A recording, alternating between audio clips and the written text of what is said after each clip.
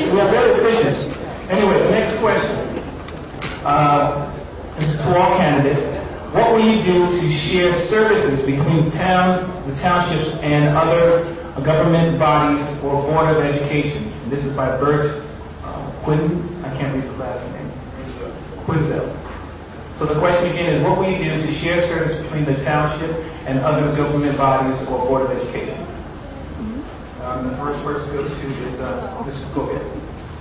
I'm so lucky. I've been attending virtually all of the town council meetings for the last 18 months, and this subject comes up frequently.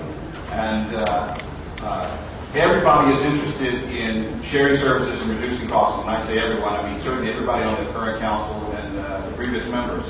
The problem is there's more than one person in the sandbox. And a lot of our efforts at getting shared services going founder when we start taking into account the perspectives of the people that we want to work with.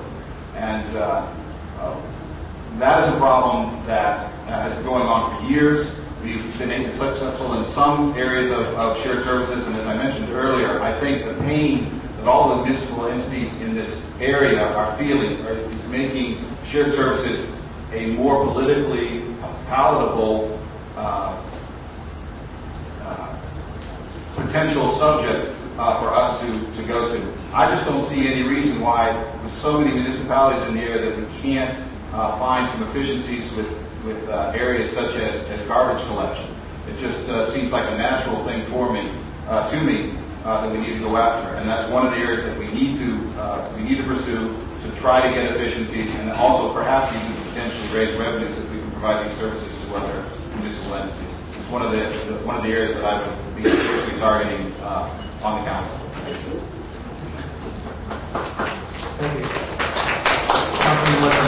Well, there were two major reasons why I was appointed to the council by the current council persons. One is my experience in education, and especially successful school management of school budgets. And the second was my past experience as a county freeholder. Those are the two components that have a tremendous impact on our property taxes and that require the shared services perspective to be implemented. And what happens is we need someone to be able to speak with the Board of Education lingo, to talk about where the fiscal conservancy can come into the budget. Actions and activities and programs that can be shared from the municipal and county side, working together. And I have that experience. I know the in-depth makeup of a school budget. I pretty much would say I'm, with the two gentlemen involved, I'm the expert in that area. And so I know exactly what components we can talk about as far as shared services, maintenance, security, purchasing of supplies, and so forth and so on. I had that experience, and the same with the county. I would like to take on that challenge to be the liaison to both of those components, where we can talk about how can we work together to keep property taxes down.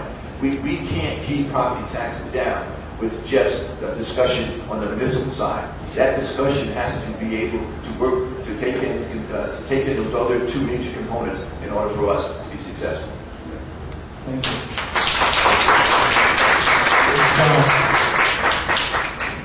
It seems that shared services seems to be the hot button of today on all levels, from the state on down to the municipal.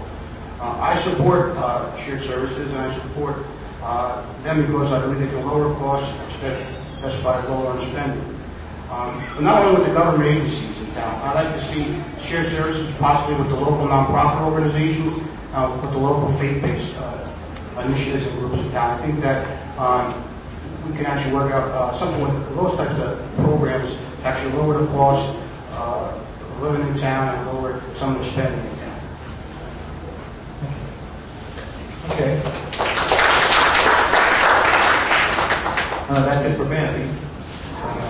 We go to the next question. It has to do with our school system a little bit. And this comes from Ms. Laura Lyle. And the question is, are you supportive of the township continuing to supply school crossing guards for the schools and houses of worship? And we'll start there with Mr. Kogan.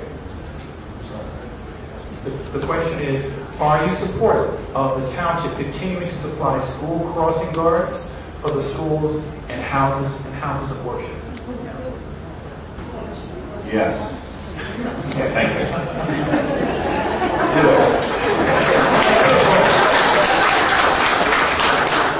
We got to give them some easy ones up here. I don't want to sweat too much, you know.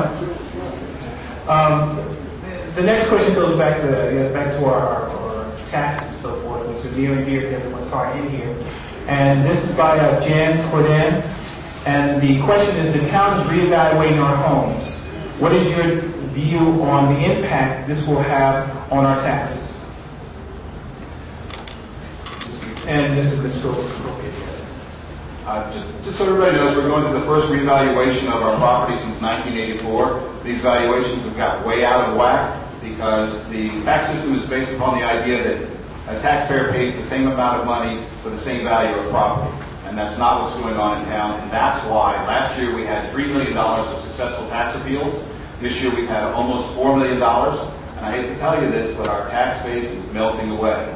So the revaluation is going to help us become fair so that everybody in town will be paying a fair amount of taxes. And you'll start getting those notices in January. You'll be able to go online and be able to compare your new taxes with everybody else in your community. The thing to remember about revaluation is that theoretically it is not designed to change by 1 penny the total amount of revenue taken from the tax base. Our revenue overall for the 5 taxes that we pay is roughly $200 million. It should be the same after as before. And I can tell you that I'm going to be watching that very clearly, and I've already been asking the council about that. It's causing a lot of anxiety in town, and I think it's also putting pressure on residents, people from outside the town looking at our houses. So the sooner we get this done, the better. And good luck on your taxes.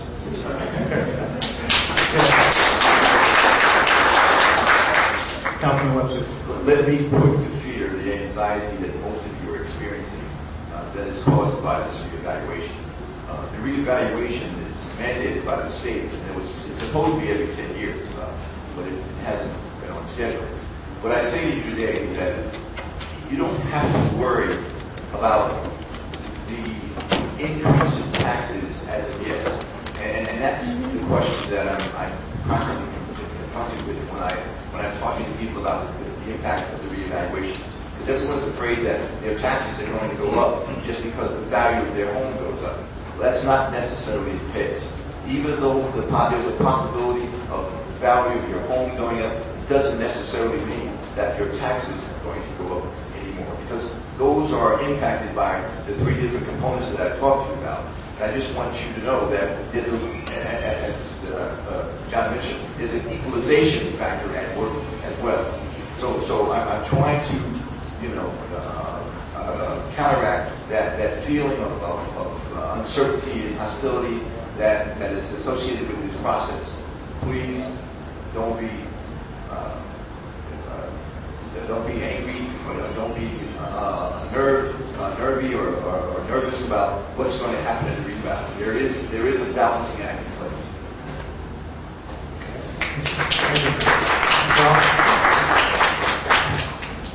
I think the anxiety is real.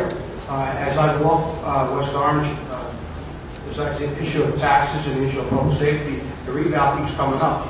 And I think there are people who have been living in town 20, 30 years who are very, very concerned. Some of them not being able to afford living here anymore. So I think the anxiety and the real, it is a real concern. We do plan on getting, I guess, the evaluations back January or February. We'll get notice on those. But I think that is a concern of the people. Theoretically, like Joe said, we're not supposed to gain or lose 1 penny on it, but I think we have to keep a close look on it as well. Okay. We're going to have one more question before we take a break. And that last question is for each of the candidates. And it comes from Laleen Loeb. Is that correct? And they Avery Brown. And the question overall is, what have you done for West Orange before running for office? And we'll start with Mr. Rogan. You're one. They keep looking at it, but you're the first one. The single most important thing I believe that I've done for West Orange is to create WestOrangeGrassroots.org. And the reason why is because the town has a problem with transparency when it comes to important decisions that they make and telling us what the downside of those decisions are. And in a lot of cases, the only place you can find that out is if you watch me up here during a council meeting or if you go to westorangegrassroots.org. When you go there, you will find that since 2005, we have raised, we meaning the town. I don't focus on the schools, I'm focused on the other three aspects of our total tax bill. In 2005, we raised our taxes. In 2005, we didn't raise taxes. Since then, we have raised them 9.7%, 15.1%, 9.2%, 4.0%, and this year we didn't raise them. So you can't find that on the town website, but you can on westorangegrassroots.org. And that's the sort of thing that I've been able to do.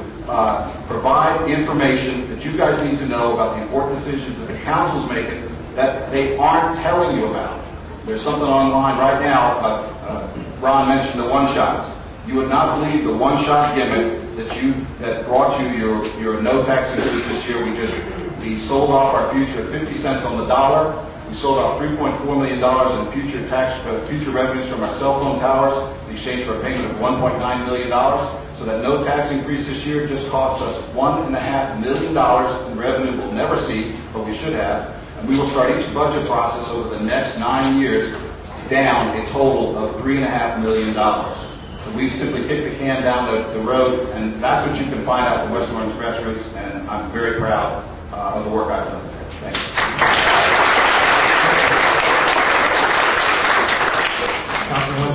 Well, let me say this. Running a website does not give you budget management experience. However, the question is not what I've done here at West Orange, it's what I bring to West Orange.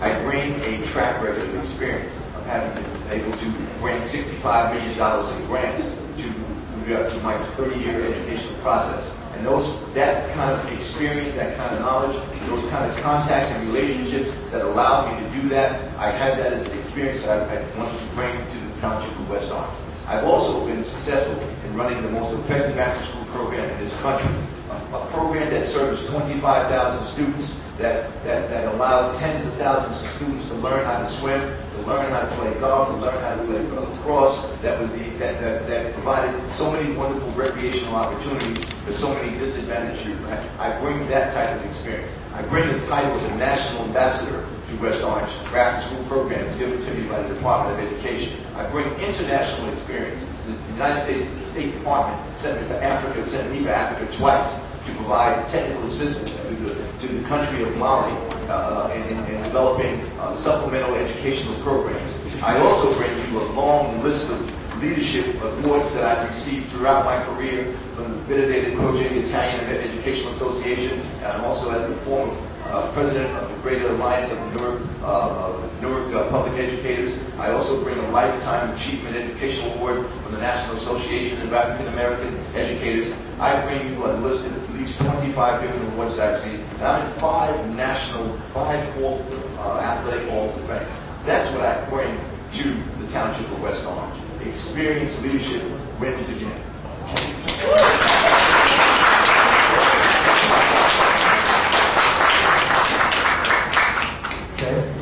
Mr. Charles?